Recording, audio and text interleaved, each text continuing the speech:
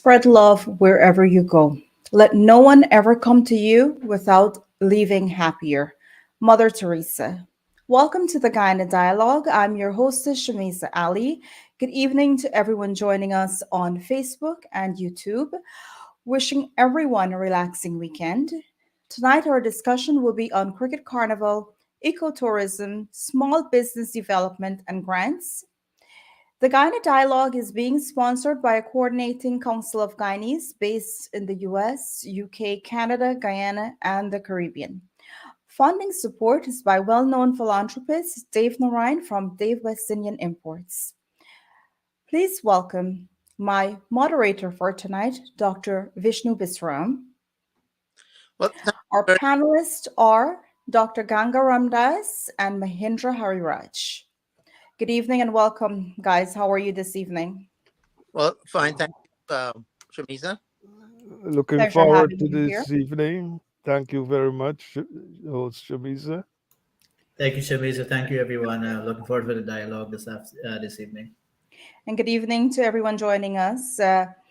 So, our guest, we apologize for the late start. Our guest is running a little bit behind. Something came up unexpectedly. So, we apologize for the late start, and she will join us shortly. But in the meantime, we will start the discussion and get the whole discussion going. Dr. Vishnu, you want to start off? Yeah, sure. So we have multi topics to discuss tonight with the Mhm. minister, and I'd like to get the discussion by asking a few questions to our two other panelists joining us tonight. In general, tourism. Guyana is not a tourist destination, but we did quite well in the month of September. I'm not sure what the month of October is, but almost 40,000 foreigners visited Guyana in the month of September. Uh, Cricket related and some non-cricket related. As a result of the cricket, there came this heavy, not heavy, but this concept of cricket carnival in the month of September in Guyana. It probably led to a lot of business development in the country, uh, um, a lot of ecotourism as well, which we're discussing, and probably has provided quite an amount of revenues that can go for grants for small businesses, micro businesses, for new businesses as well. So I would just like to ask our economist here, Professor Ganga Ramdas, if you can tell us a little about tourism potential in Guyana. Well, the three topics that we have here, of which tourism is there, form a package that could mobilize finance and development across Guyana if we link our sectors together. So that's my overall comment. Now, when it comes to tourism, tourism and transportation go hand in glove. And in transportation, meaning inland transportation. I've been looking at the websites on tours, and I'm excited about that for our new entrepreneurs, budding entrepreneurs, or existing entrepreneurs. It's a big, big opportunity. And I say that because I came back from a Viking tour. It's a riverboat tour between Passau. You go from Munich to Passau overland by bus, and then you go from boat to Budapest. And there were various stops along the line to fill in the excitement, as opposed to just seeing castles and tourist sites. Where you saw the Queen Elizabeth's recent funeral, those would be like the animated part of what we saw. So tourism can be scaled up in Guyana. We just have to package it correctly, and especially if we're going to rely on hotels, the pricing has to be included in the package, and it has to be affordable. So Right. in that way, our visitors can look forward to an exciting experience. And by inland Thank travel, you're guys, thank you so much. But our guest for tonight is here, so I'll do the introduction and then we will continue with the discussion. beautiful. So please allow me to introduce her. She was appointed on August 7, 2020, with a wide ranging portfolio for business matters in Guyana. She has responsibility for regulating and transforming Guyana's business climate to facilitate the development of internationally competitive business enterprises. She has policy oversight for a range of entities, including the Competition and Consumer Affairs Commission, the Small Business Bureau, the Guyana National Bureau of Standards, and the Guyana Tourism Authority. She's an attorney at law with over 2 decades of experience. In the public sphere, she spent several years in the judiciary as a magistrate, in addition to which she held senior level appointments in the executive arm of government. She also served as the agency's first corporate secretary and legal counsel. Her experience has given her a deep appreciation of the problems that confront businesses in the general, especially in the realm of regulatory compliance, as well as special appreciation for the unique issues facing small businesses. Please welcome the Honorable Oneidge Walrond.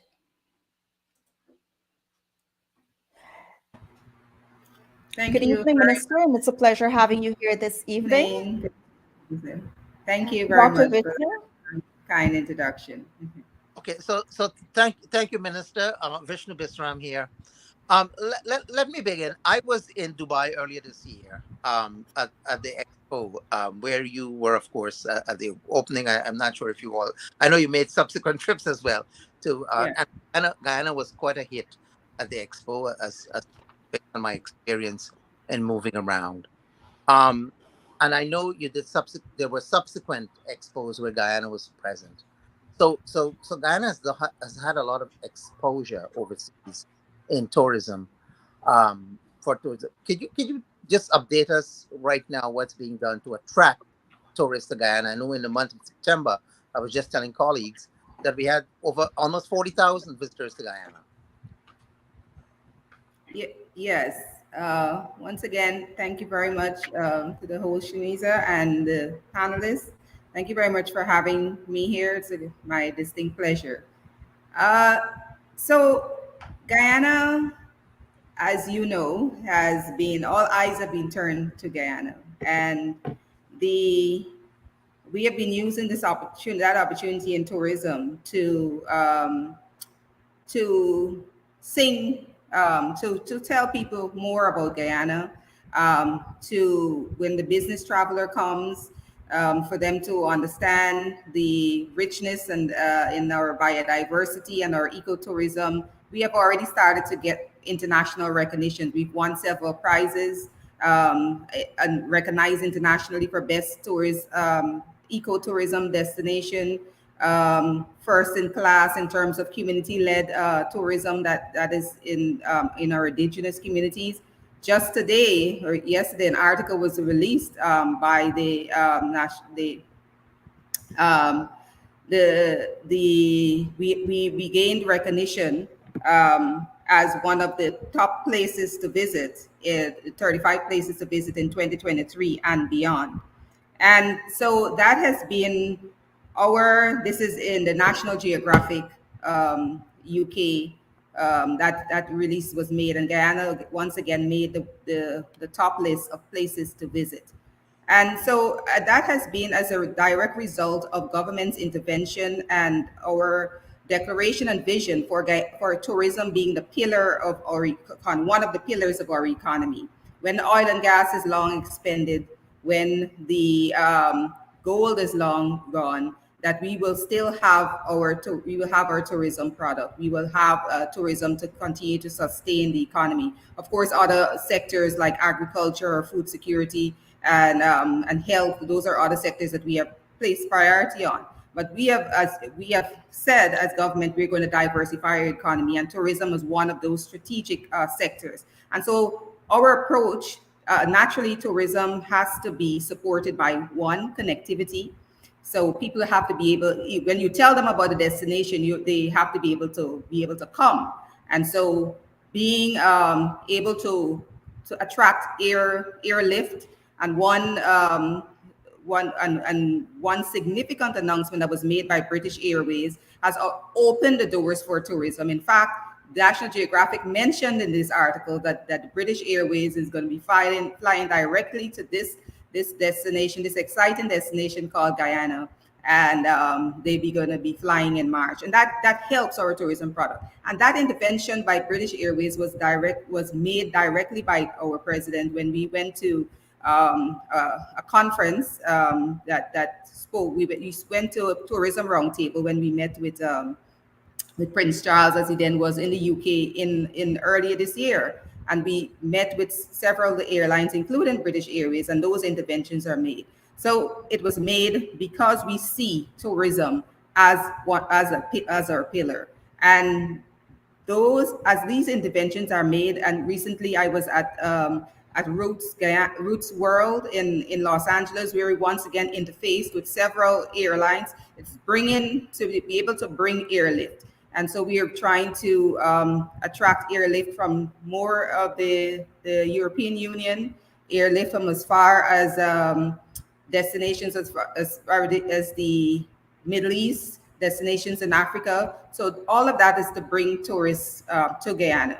And are not doing that in isolation either. What we have done also is we have a robust system, a robust initiative for being able to accommodate our tourists. And so immediately after getting into government, we sent out expressions of interest for branded hotels. These are hotels that are internationally recognized brands. So we have the Hilton, the Marriott, Best Western, Hyatt. These are hotels that are all started construction and will be completed by the end of 2025. So the approach has been multifaceted. The approach has been to support our airlines. We are also developing tourism products, different tourism products, diversifying our tourism products outside of the ecotourism, which has its own following and its own niche and its own allure. But we've recently had the Cricket Carnival, which in itself is a tourism product, and we've seen an almost 100% increase in visitor arrival just by that initiative, by that the Cricket Carnival, and getting that the CPL finals that we have signed, and we'll be having the finals and the semifinals here in Guyana for the next 2 years. Well, this year, and it was a 3-year contract. So those are the kinds of initiatives. Several others that we'll be bringing international sporting events. We'll be attracting more conferences, worldwide conferences, world-class conferences, so that Guyana, every month, something is happening in Guyana. And that is the diversification of our tourism product that is extremely exciting, because we all know that we've seen countries where tourism has been the sole sector that supports an entire economy. And so we know that the potential for tourism to be a real pillar and a real undergirding of our economy. And so we're pretty excited what is going to be happening. And we have decided that we are going to invest and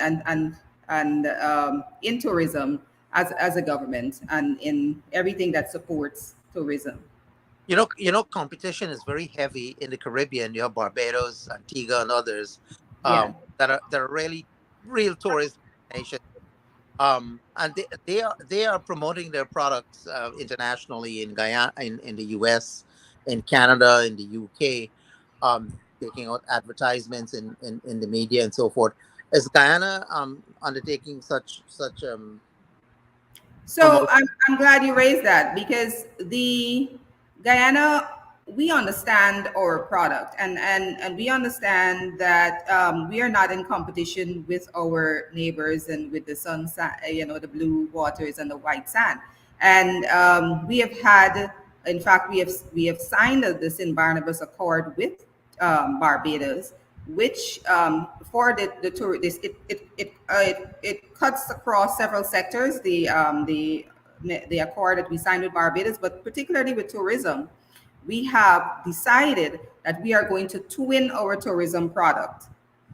What this means is that when we advertise, when we go out there as a Caribbean nation, Caribbean brother and sisters, and we when we advertise out there to Europe and to North America and to the other outlying extra regional countries, we're advertising you can come as a twin product. You can come experience the sun, sand, and sea in Barbados or Jamaica or whichever other country wishes to join. Right now, we have that we have that marketing initiative with Barbados, and then you come to Guyana, which is just under 2 hours away. You come to Guyana to have experience your adventure tourism and explore the flora and fauna and see our waterfalls and have the real adventure in Guyana, and then you go to Barbados to rest and relax. So there's a little bit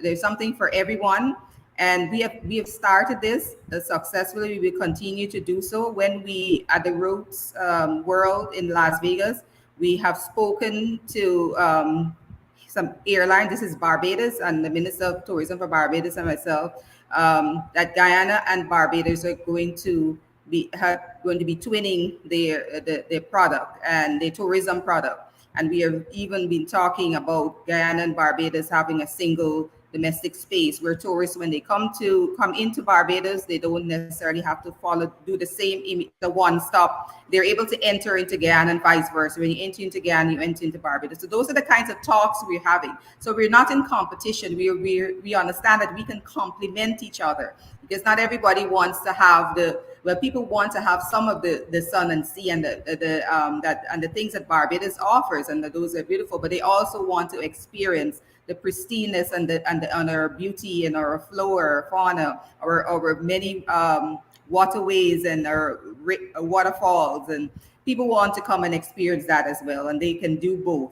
And it's all in the marketing. When we have started to, we have a working group, and we have created packages where people are able to do both things. People can travel from Europe, travel from Britain. There's a direct flight that goes from Britain, from the UK right now. Then there will be one in March from Guyana, and then they can come to Guyana, come to Barbados, spend a few days there, then fly over 2 hours, land in Ogle, and be able to take a flight to see Kiteshore and the other falls. And we have added some other tours as well.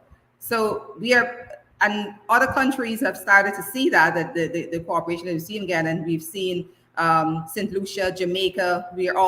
I've started to engage with the tourism ministers in these different countries, and to continue to push those similar kinds of initiatives. People want to come to Guyana. People just want to do things with Guyana, and our Caribbean neighbors are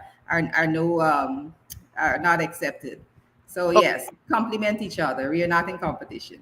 I'm glad you mentioned that, because I did see ads from Barbados tourism department in a Guyanese-owned newspaper in Canada promoting tourism in Barbados in a weekly ad. So I thought perhaps we need to do something similar. Now that you have mentioned we could complement each other, that would be great if you could ads around. That was deliberate. That ad that you saw in a Guyanese paper, that's deliberate, because we have similar ads in Barbados, in Barbadian papers. So we are doing an exchange. Every week, there are ads that are running in Barbados free of cost, and there are ads that are running in Guyana free of cost. And so we're doing that exchange. So the exposure that Barbados has, and you know that Barbados has been in the tourism industry for way longer than we have. So they have a large reach as well. So there's a benefit in being able to tag along with them. They already have a pretty established tourism industry that we can learn from. And the reach that they have, we have been able to benefit from that as well, and the reach that we have, because we've been able to give them access to Brazil, for instance, and our neighbor. That's a market that they have not been able to previously access, and so we are working very closely together, and this is a direct initiative of the president and Minister Motley for the two countries to really see how it's for us to show the rest of the Caribbean that working together, you're really stronger together as opposed to doing things separately or as on an individual basis. So Barbados and Guyana has been a really good example of that kind of exchange um, in tourism. All right, let me yield now to our other panelist, Mr. Mahendra. Good night, Minister Waldron. How are you? I hope all is Okay. well. Question regarding Guyana being at the forefront of now one of the National Geographic's 35 designation to see in the world, and I think around that article, Guyana is second in CARICOM. With respect to the influx of tourism and our push to market Guyana to the world, I think one of the things that most folks find a concern or maybe an area for improvement is hospitality, the quality of hospitality that the tourism or the tourist sector needs in Guyana. For instance, someone coming to Guyana, participating maybe in a simple dinner, they expect a level of service, or going to a hotel, they expect a level of service. Can you speak to programs, maybe afoot, or policies or plans or initiatives that your ministry is taking or other ministries across the country to have their hospitality, maybe proper training, education being peddled to create jobs? And obviously, this has a multiplier effect for other areas and other sectors across the country. Yes, absolutely, and especially since we are going to be having 1,400 rooms on the market. That means these are we're going to be people need to be employed to service this room. The demand for the capacity, human resource is going to increase even more so. We have recognized that the training is something that is needed, and as I mentioned, that Barbados has been been at this for much longer than we have, and there are many best practices that we can take on board right here in Guyana. And Barbados and Guyana, we have signed. We have part of our initiative and our program together. Our exchange is the capacity building, and Barbados has agreed to help us train 6,000 of our people in the hospitality sector. In fact, this initiative is going to be announced and launched soon, where we're going to be doing the training. This will include a theory and a practical component. So, recognizing that hospitality and tourism is going to be, like I said, one of the mainstays of our economy. We have decided also to build and establish a hospitality institute. So the training with Barbados is more medium term, and the Hospitality Institute is going to be, we are now in the process of developing the curriculum, and that is going to be located in Region 6. So we have started and have recognized that this is the training and capacity building is dire. It is something that is needed, and something that we've continued to address. And we are working along with the private sector tourist body to develop the curriculum and to deal with immediate training. And we are continuing to look at other, in Canada, UK, the US, other places where training. Jamaica has recently offered to do train some of our people in the service and tourism. We recognize that it's an area for capacity building, and we have been addressing it. If I may quickly add to this, I thinking about maybe an add-on to an area of this nature, given that we have investment, a lot of investment, new investment, a lot of world-class accommodation and hotels, for example, restaurants, etc., that's coming to Guyana restaurant. Is it there an initiative now to incentivize these companies and firms to hire local? I know there's a local content legislation But with respect to that institution employing people, to give those company an incentive to come and hire local, but specifically to hire individuals that may have secured this certification or this training, is there an incentive to mobilize people to go and secure this training? The, so I don't understand. You mean the companies, the hotels that are going to be developed here? Is that what you're Yeah. asking? So, for example, we have there's plans afoot to have this institute, Yeah. and we have an influx of investments with respect to hotels, for example, that needs to have local content levels there with respect to employment. Right. Is there an initiative or a balance with respect to having the institute being funded, or the person that goes to that institute where there's a direct placement of the folks that receive that certification? Oh, I see. Oh, yes. It's we have the private sector, the hoteliers, the people who are coming, even the oil and gas. The oil and gas. This institute will also be connected. Will be in the same compound with the oil and gas institute. Every investor who comes here, they are aware that government has made it clear that our local people have to be employed, that they have to have a percentage, and in each, depending on the sector, there is a policy as to what percentage of Guyanese needs to be employed.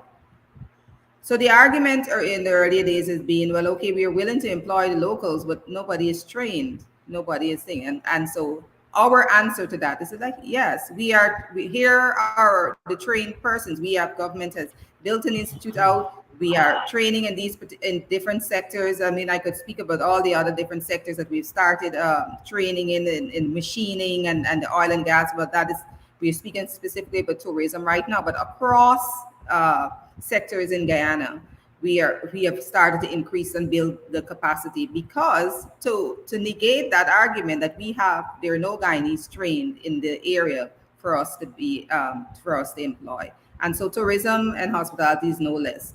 When the hotels come here, and it's cheaper for them to be able to hire Guyanese anyway, so it's not like it's going to be a hard case to sell.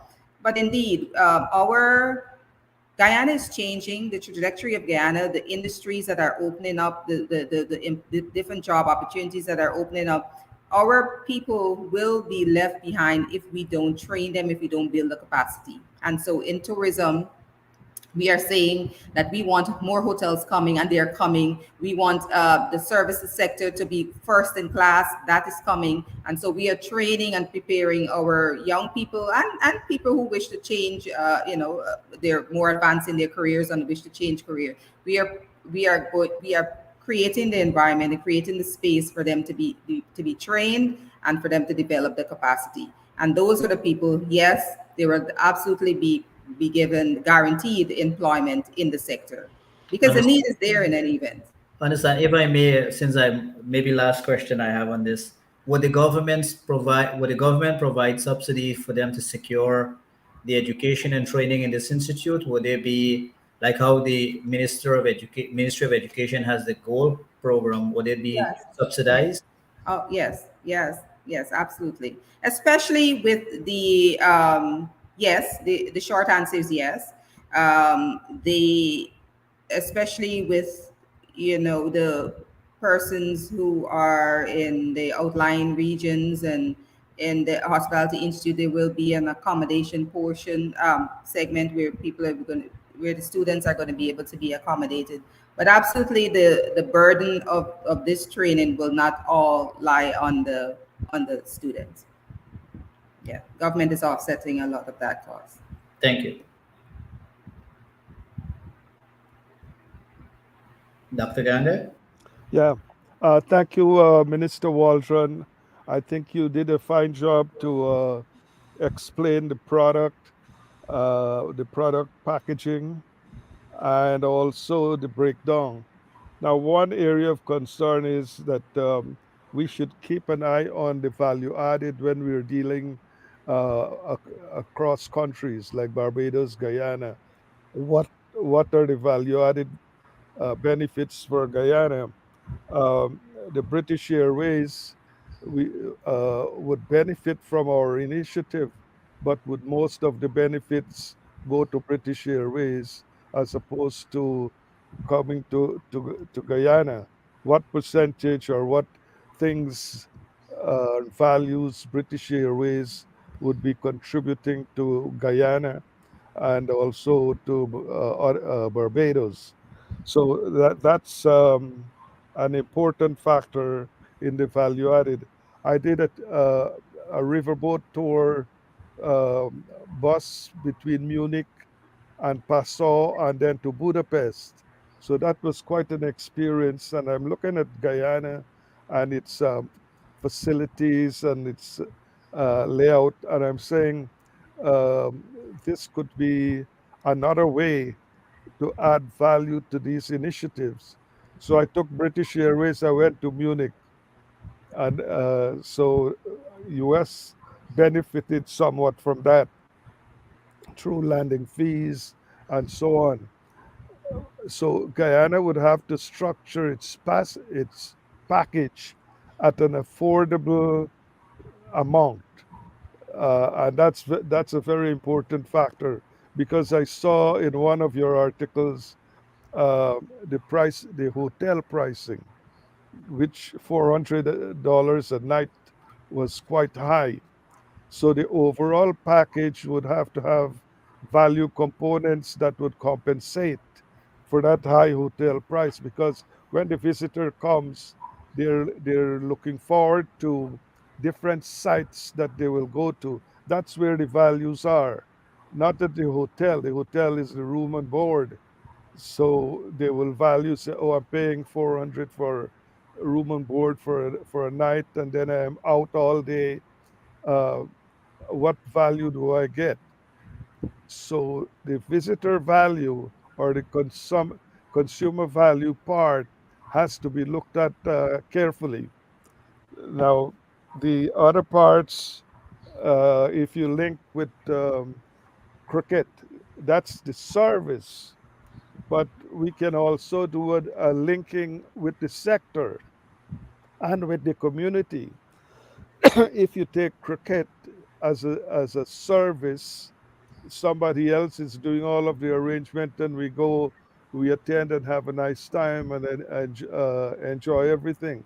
But if we look at the development aspect of cricket across our communities, in order to stimulate the game and have cricket as a sustainable sport in Guyana, where we have the facilities all laid out, the ground, the welfare centers nearby, that would have a sustainable impact on cricket itself. So we need to keep that in mind. Otherwise, we might phase out with on the cricket side and just end up with the entertainment side, with the carnival side. So my view on that is that we must build cricket, make it strong, make it sustainable, so that nationally and regionally we are successful in cricket. You know, there has been a few negative points on our success abroad in cricket.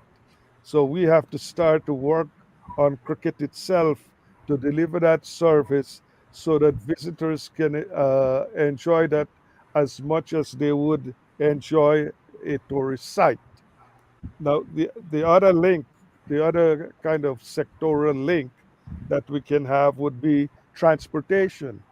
The ride itself, I wouldn't name the island, but we had to walk out, take out our shoes, throw it on our back, and walk to the boat, the boat that would take us around that particular island. That was not good. So the sites, the landing and the boats, the ride itself needs to be looked at in the overall context of sustainability. If we don't get that right, then things might fizzle out. That people would start to lose interest. So there's the sites, then the sites when you go, let's say you go to Kaikoverall, for example, you need well-informed guides to tell the story, to bring excitement to the visitors. I remember one guide was talking about a volcano in Italy there. That volcano, his language and his voice brought tears to me to know about how those people suffered. And we have a rich history of suffering. We can make that part of our training, of our guides, as well as my entry pointed out, the quality of service. We keep an eye on those things. So the landing sites can include the lakes. I've actually incorporated landing sites and a cabaret show at one of these sites in a movie play that I wrote, In the Shadows of My People. So that needs a producer, by the way. So that that part there, it's on the Essequibo by the lakes. The rice people and the forest people met around the lakes, and then they would call their moms that they're going to their aunt or they're going to their grandmother, but they're going to that cabaret show, and then they got transformed into beautiful fairies participating in the cabaret show. So excitement at the sites are very important. We need to pay attention to those things. Um, Dr. Ganga, I think it will be maybe a good opportunity to segue to have some feedback from the Honorable Minister, because yes, I think there's a lot of content for her to give us some feedback and her thoughts around what you have said. yes. Yes. So, Right. go Doctor, so you okay? You said a lot, but treating with the first thing you mentioned, the Caribbean with British Airways, and I think you alluded to building out experiences, value added experiences, and that's exactly what we're doing. In fact, just 2 weeks ago, the British Airways marketing team and our tourism authority and myself, we met with just that in mind, to what are the tours that we can offer, what are the other things at this destination that we can offer, and those are the packages that we sat down and we're fleshing out. When British Airways launches, they're able to we have the travel agents. We have, in fact, just in a few weeks' time, we'll be in the UK again, treating with speaking to these things and developing out the things. So it's not done. These things are not done in isolation, and so. As you said that you experience the package that is attached to the airline, absolutely, and so those are the things that we are also doing, and we recognize that for the destination Guyana to be sustainable, for the airlines to want to continue to fly here, people have got to continue to be interested in coming to Guyana. And so the tours, the packages, the outside of all the other events that they and their travel agents can be able to say, well, you can come to Guyana this period. Sometimes they're off peak period because you spoke about high hotel rates, and it's just a simple issue of demand and supply. When a whole lot of people want to come to the destination, like we found during Cricket Carnival, then the hotel rates just skyrocket. And so what we are doing is giving people the ability to plan. So we're setting out the tourism ministry and the mark and the GTA. We giving them an idea over the year, what are the events that they can come and participating, what are the tours, and so all of these packages. So these things are not done in isolation. We're not leaving it for the traveler to figure out what they want to do in Guyana. We're actually giving options, and this continues to generate and the excitement and the interest in Guyana and in the destination. So yeah, so that is speaking to that point. And so to say that we are doing that, and we are recognizing, and we are doing it for every single one of our airlines as well. This is all, every major airline that has decided to come to fly to Guyana that we're offering to develop tour packages. We have several tour packages that you're probably not aware of. But I know you mentioned the ones with the fort, and those are also packages that are included in that this these are packages that are currently exist. And so I guess we can have an offline conversation of all the difference. I think maybe we have several media familiarization tours. In fact, one is coming up next week. And so, Dr. Ganger, we can invite you to come and you can see the different tours and packages that we have available. And some of them, we have priced them depending, so they're there's a high value tour, then there's the the mid value and the low value. So there's a price and there's a tour. There's an experience for every pocket, and we continue to do that to build out tours depending on the interest. And we also are willing to, if there is someone in the private sector that has come up with an idea, is okay, I have this great creek or this some wonderful birds that are in my area. I can invite the birding community to come. We are willing to have to hear from you if you want to add any tour to the destination. We are taking all of that on board, and we're inviting people to continue to be interested, because tourism is about all of Guyana and it's all of our interests. So you mentioned the idea of the knowledge of the tour guides. All of our tour guides in all of our destinations are trained. They are very knowledgeable. Every time I go to Kaituo, and I've done that many times, I learn something new from each tour guide with the stories and the way they're able to speak to the product. And we do that kind of training extensively. And we recognize that tirelessly we're always training, and this is throughout the length and breadth of Guyana. We're training our tour guides and what we also do is take tour guides that are indigenous to the community. So we won't take a tour guide that is from Georgetown to go and necessarily conduct a tour in Region 8 or in the Pacaraima. So, someone who is from the community, understands the stories, and is be able to speak to those. So I do think, I know that you had the experience. You speak extensively of your experiences in Europe and the other places. So I think you need to have this new experience here in Guyana with how our tour guides are.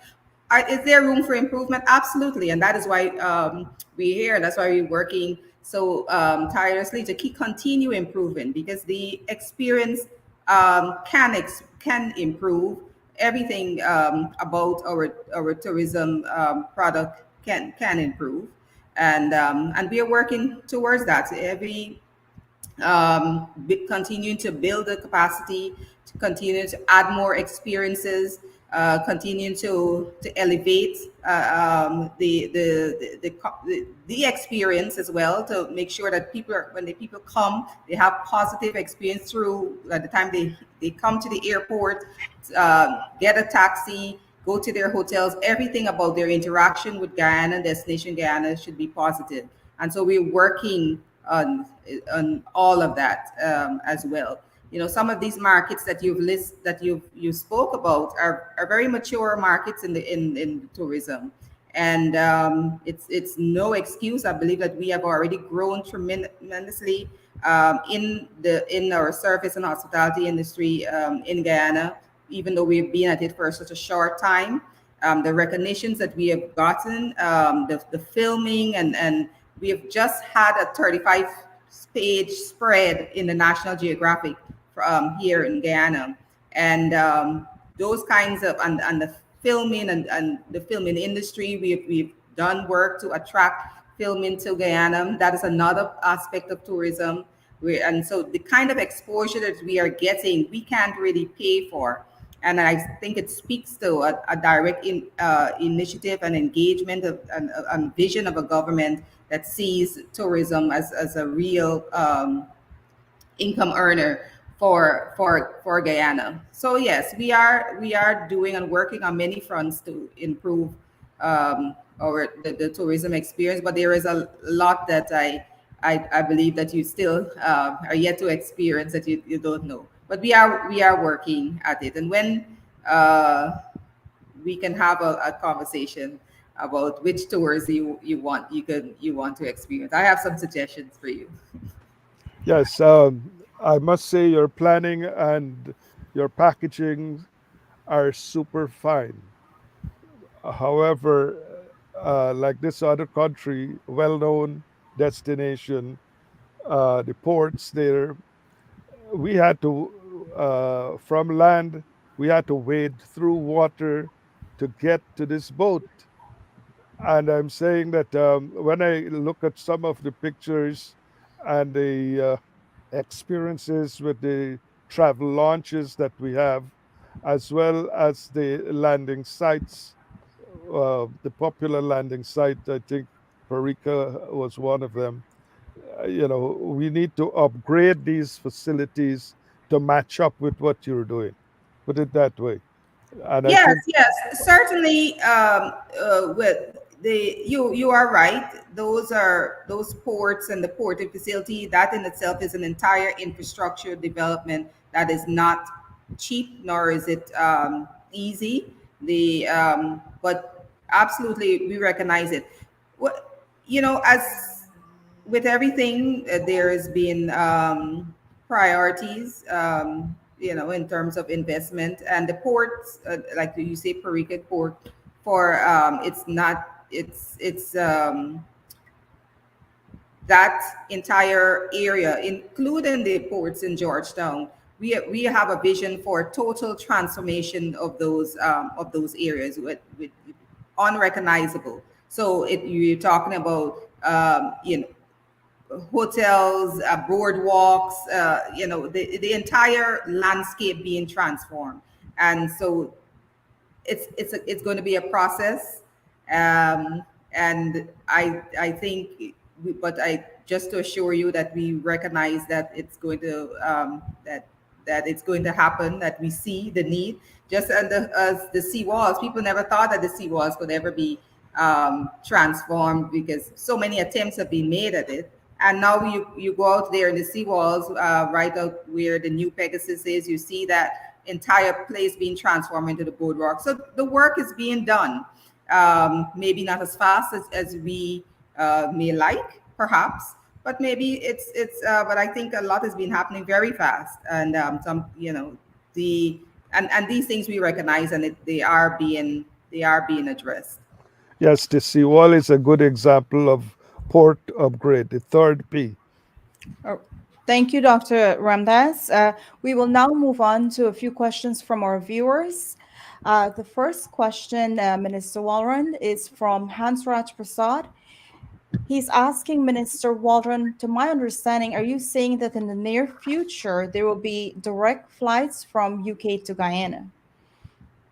Yes, March. In March, the announcement was made. In March, they will be the flight will be from the UK, St. Lucia, Guyana. That's the trip. So they will be a stop off in St. Lucia. All right. And then I know you spoke about training. Alicia Sagrim was asking, how can someone get trained? Yeah. In March 2023, I should say, the British Airways has already made the announcements and tickets are already on sale. Yes, I just wanted to clarify that it is next year, March.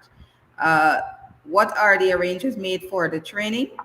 How do one apply to be trained? And Okay, that was so in regards to the question that Mahindra was asking earlier, and you were giving details about it.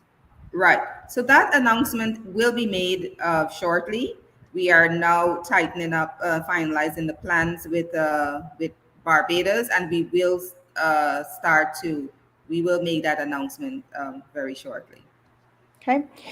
I'll go to a question that I'm asking at this point. After the experience of the recent cricket carnival experience, what has your ministry learned from it in terms of things you can do better? And what plans are in place to make next year better? I think the biggest takeaway from the cricket carnival, it was a huge success, was start planning early. We got to planning very. It was done very quickly. We didn't have it within a short time, and we were able to accomplish a lot within a short. So the early planning, so that we will be able to treat with a lot of the bugbears with it was a lot happening in a short space of time, so I think we'll be able to execute the events. So there'll be signature events that will be attached to cricket carnival, and so to have each event executed excellently, that has been I think that's been a little compromised because we didn't have as much time. People enjoyed the events and they were great, but I guess coming from the inside, we can see how the events can be improved. And so that is it. Early planning, and so we are starting to plan as of November, which is in a couple of days.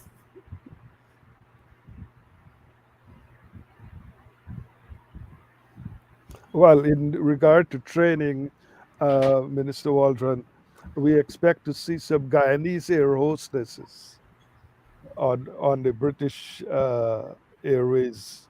How about that? I support that. Okay. Um, what about other airlines like JetBlue and Azul? That would extend our reach, perhaps, especially JetBlue. With JetBlue, my nephew drove the first JetBlue from New York to Guyana. You mean in terms of Guyanese on JetBlue or more? Guyanese on JetBlue or Guyanese pilots Oh, for JetBlue. My nephew is a pilot, commercial pilot on JetBlue. right. I know of three So Guyanese pilots that are in we have JetBlue. to think big now, commensurately with the international companies. They need to hire more of us, more people like us in flying the planes. You know, when the plane is landed there, we need to feel proud as well that I can fly this. I'm not just shining it or cleaning it. I'm flying this plane. That brings strength to national pride. We need to think big like that. My sister was a visionary in that regard, and she sent her son to be trained in Florida as a commercial airline pilot, and so we need to see some Guyanese pilots as well. Uh, Dr. Ramdas, if I can add to that, maybe we need to have more Guyanese apply for these positions as well.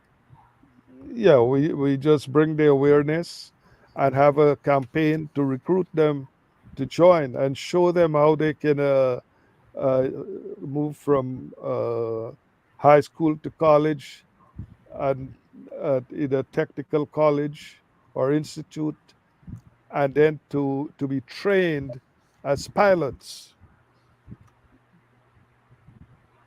Well, I'm Okay. sure the airlines will welcome the initiative for Yeah, more training of pilots, because there's a pilot shortage right now. I do know that the airlines, the Inter-Caribbean, Fly Always, they have all, in terms of the flight attendants, um, we there has been active engagement to at least have more than half of the crew be Guyanese, and that has been the conversation with all of the airlines that we have that has come on board currently.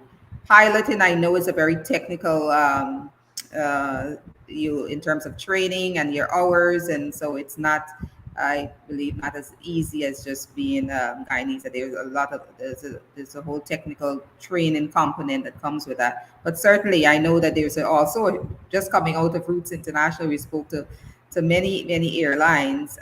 We know that there's a shortage of pilots. So if Guyanese are interested, I'm sure that they'll reach already market.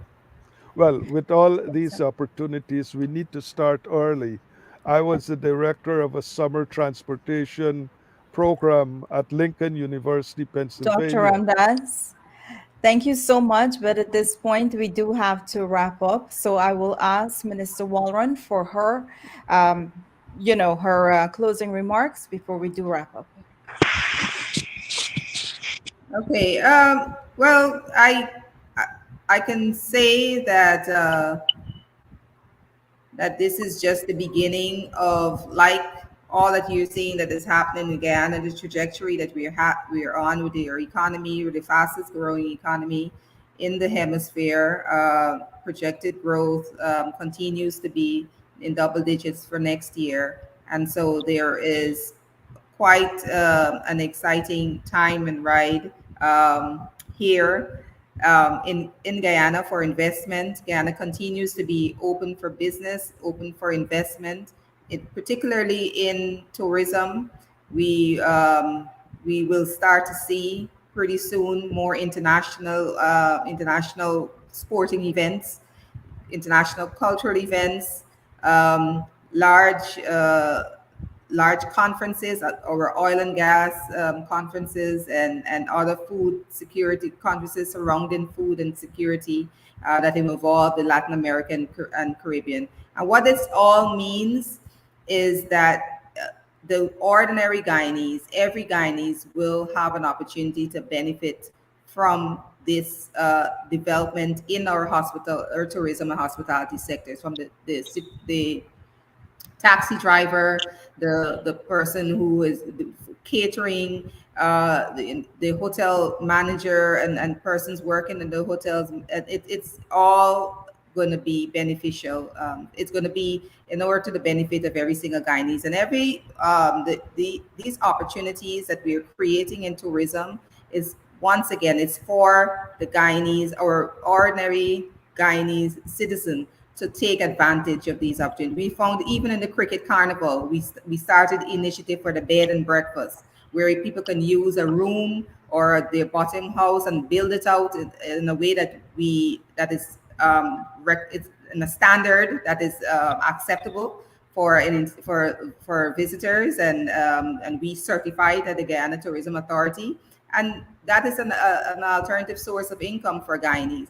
So there's so many opportunities going to be created as tourism continues to blossom here in Guyana. And we just want uh, for that message, all Guyanese, regardless of where you're from, your class, culture, religion, anything, race, you are able to benefit, because every single region of Guyana we have identify, and we continue to identify our a tourism product in which to build out. So no region is left outside of the development and the excitement that is happening in Guyana. So I just wanted to leave us with this, that while all these large things and these big things are happening, that for government, it's always the ordinary Guyanese that we have in mind, how we all can benefit from all of the spending, the visiting, all the things that are happening, and this economic boom.